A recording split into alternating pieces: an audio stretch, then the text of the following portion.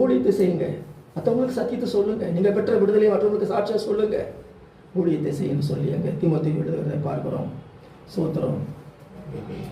அடுத்ததாக மனத்தெளிவு என்றால் என்ன அப்படின்னா, தன்னை மிஞ்சி எண்ணாமல் இருப்பது. தன்னை மிஞ்சி எண்ணாமல் இருப்பது. எடுத்துக்கிற வாசல் ரோமர் 12ஆம் அதிகாரம் 3வது வசனம்.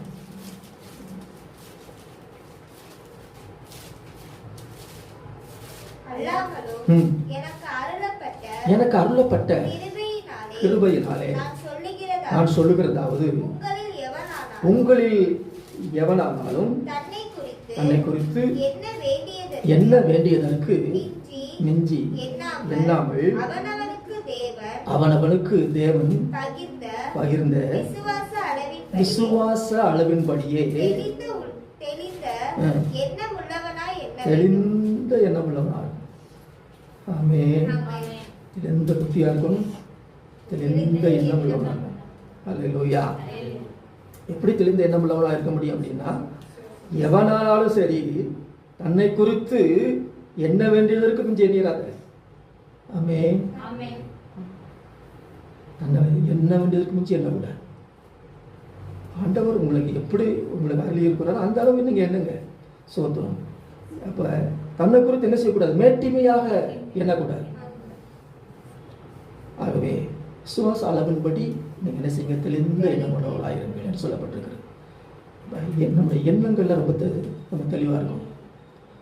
திடீரென்று ஒரு மனுஷன் பாருங்க, இன்றைக்கு அவன் மனதை பிசாசு ஆக்கிரமிக்க முடியாது.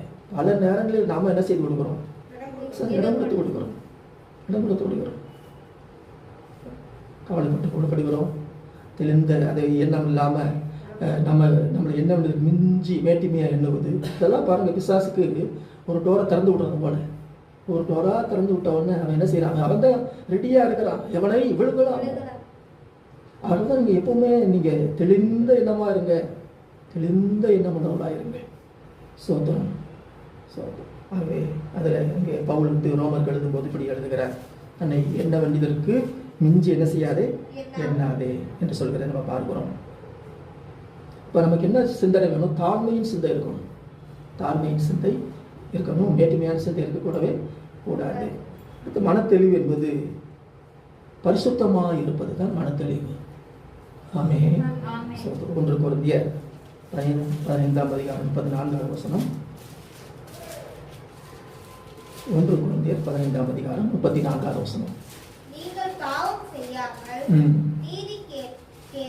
நீதிக்கு ஏற்க